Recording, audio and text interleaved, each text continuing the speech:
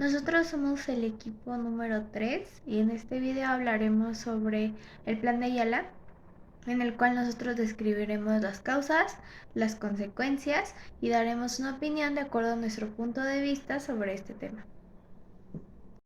El Plan Ayala fue un reclamo político y social por parte del campesinado de México, proclamado el 28 de noviembre de 1911 en el marco de la Revolución Mexicana.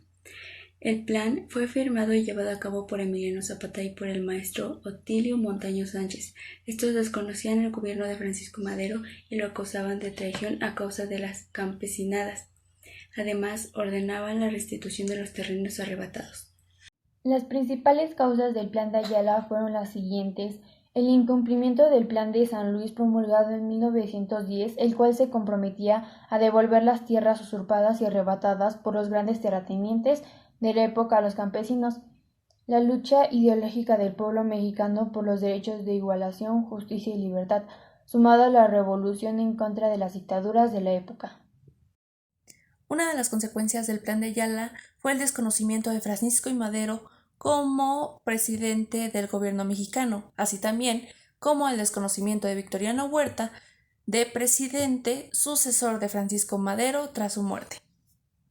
Otra de las consecuencias que se notaron bastante en esa época fue que las luchas armadas se fueron intensificando en el movimiento revolucionario, ya que muchos querían recuperar las tierras que habían sido arrebatadas a los campesinos. Es el manifiesto de la rebelión zapatista tras su ruptura con el iniciador de la revolución, Francisco I. Madero, además de condenar la traición del más conciliador Madero.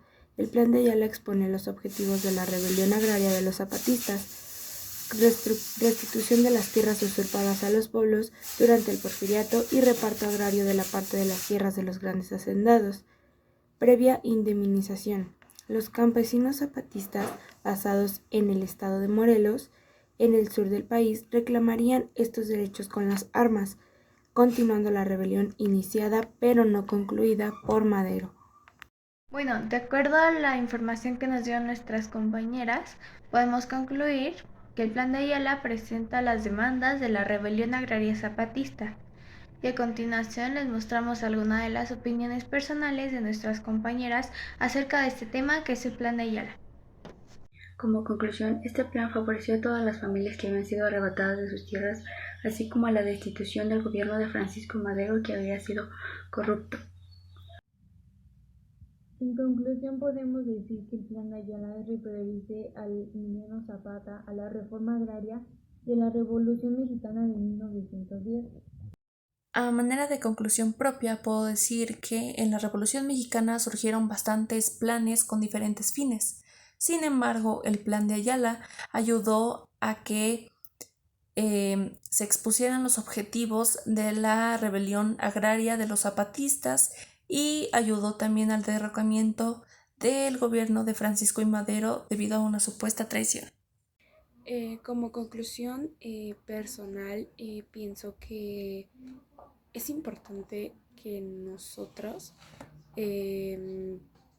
estemos informados sobre este tema, y no solamente para poder cursar la materia de historia en la prepa, sino para estar informados de estos conocimientos que pasaron hace bastante tiempo, hace pues ya bastantes años en nuestro país, que es México, por quiénes fueron que sucedieron las cosas y cómo fueron que sucedieron, hablando específicamente del Plan de Ayala, y que cómo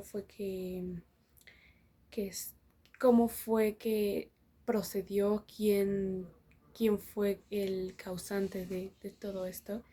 Es importante que lo sepamos, ya que forma parte de nuestro país y forma parte de nuestra trayectoria también. En mi opinión, yo creo que el Plan de Ayala ayudó muchísimo a quienes debía ayudar, ya que su principal objetivo era devolver las tierras y los recursos naturales a quienes fueron despojados, que en este caso fueron los indígenas y los campesinos. Ya muchos no se preocupaban por ellos y por cierto tiempo se dejó de lado las ideales de los campesinos, y aunque casi 2 millones de campesinos e indígenas murieron, al final se proclamó el Plan de Ayala,